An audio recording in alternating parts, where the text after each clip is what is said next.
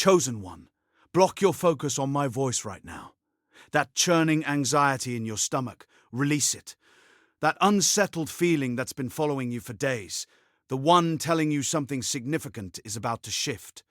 Listen to it. I know the last 48 hours have felt tense. The air has been thin, hasn't it? Like you're holding your breath, waiting for something to drop.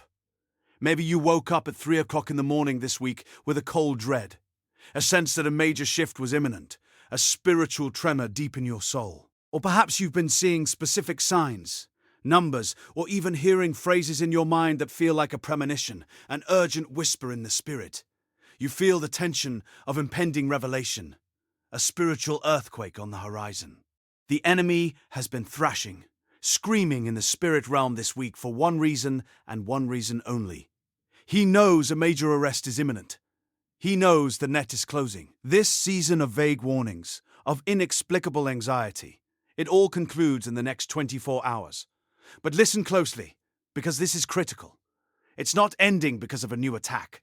It's ending because of what you've endured. Think back to that moment yesterday when you almost gave in to that deceptive whisper. That suggestion to ignore the urgency you felt. That voice telling you to dismiss it as paranoia. You almost dismissed it as just your imagination. You didn't know it then, but your stubborn adherence to that inner alarm, your refusal to dismiss the warning, was the very act that triggered this arrest. You didn't just feel something, you activated something. You did not stumble upon this message by chance, nor by the algorithm's design. God has orchestrated this moment. This is a divine intercept, a critical briefing from the very courts of heaven. You were warned, and now you are being equipped. Do not click away.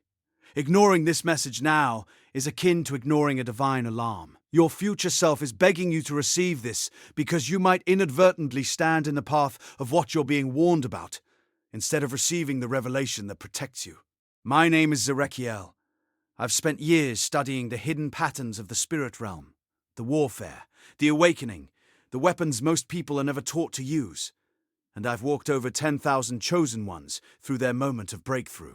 If this is your first time here, subscribe and hit the notification bell right now.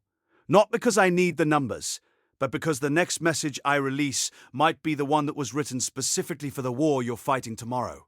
You've been navigating a season where every instinct screams danger, yet the enemy whispers paranoia, imagination. In this space, the enemy has started whispering a very specific lie. Listen to your thoughts. He's telling you that this sense of impending doom, this internal alert, is just your own anxiety, a trick of your mind. He's replaying moments you felt overwhelmed by an unnamed dread, moments you tried to find a logical explanation for the spiritual tremors, telling you it's all in your head, that you're overreacting, that there's no real threat, no real warning. He wants you to believe you're just making it up. But I need you to understand what divine wisdom says about these internal warnings. Proverbs 27 verse 12 declares, "The prudent see danger and take refuge, but the simple keep going and pay the penalty."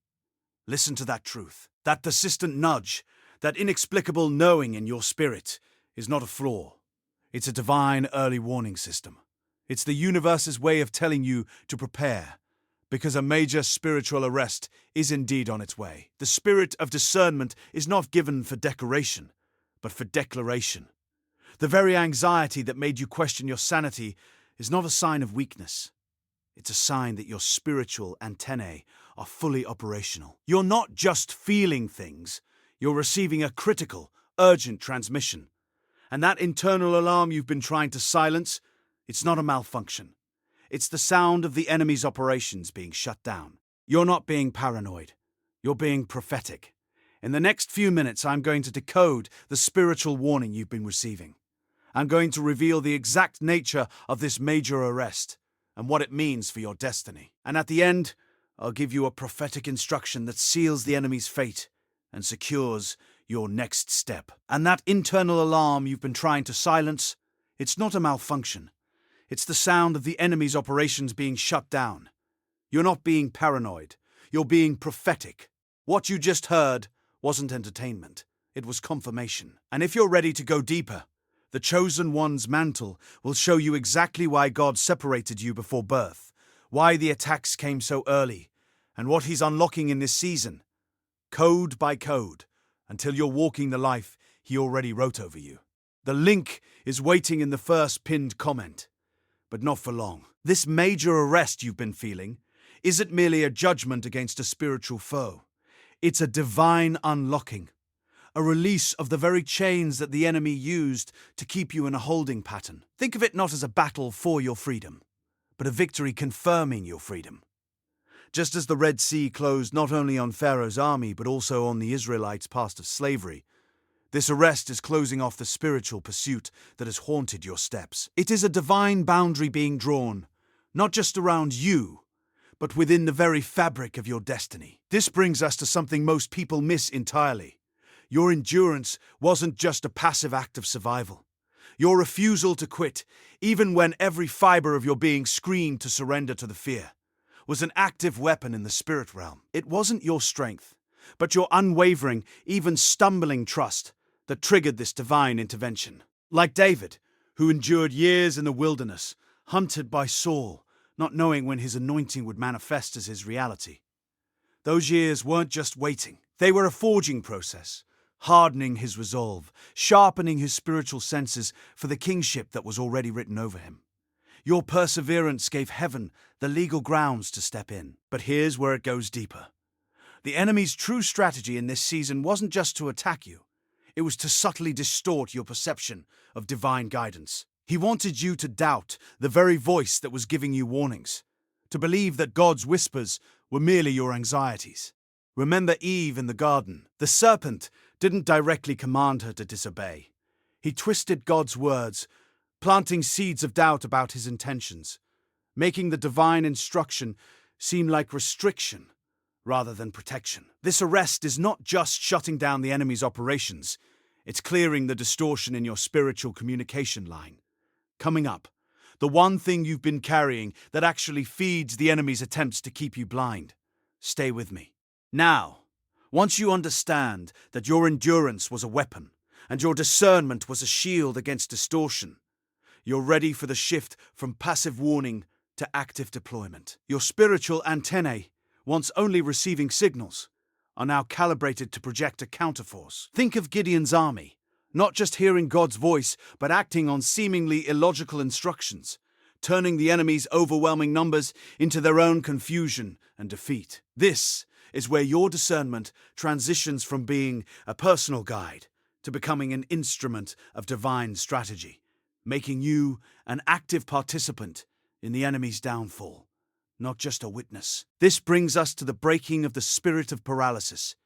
The enemy's ultimate goal was not just fear, but to render you immobile, frozen by the impending doom you sensed. He wanted you to stand by the pool of Bethesda for years, waiting for movement that you could never quite step into, until the appointed time had passed you by.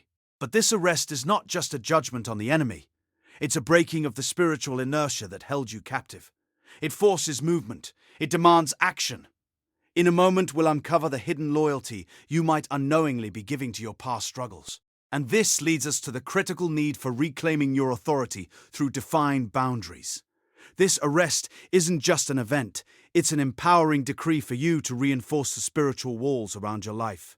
Just as Nehemiah rebuilt the walls of Jerusalem, not only for physical protection, but to signify the sacred space of God's people against constant harassment. This divine intervention empowers you to definitively declare what you will and will not tolerate. In your spiritual, emotional, and even physical space. No more open gates for the enemy's subtle intrusions. What most people don't realize is that true power isn't found in striving harder in the midst of battle, but in the divine contradiction of rest. Jesus sleeping in the boat during the storm wasn't just a display of calm. It was a revelation of His complete trust in the Father's sovereignty, even when the natural world raged.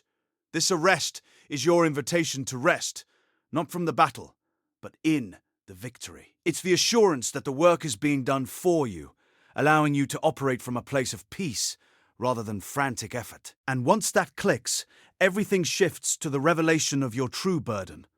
What you thought was a burden laid on you by God, the trials, the unique suffering, the isolated path, was often a burden for God. It was a preparation, a shaping for a greater purpose, a responsibility to steward this breakthrough, not just for yourself, but for those who will follow in your footsteps. Like Moses carrying the burden of an entire nation, his struggle was intrinsically tied to their deliverance. Your unique journey wasn't just for your growth, it was for the activation of a larger divine plan. Now, we enter the confrontation zone.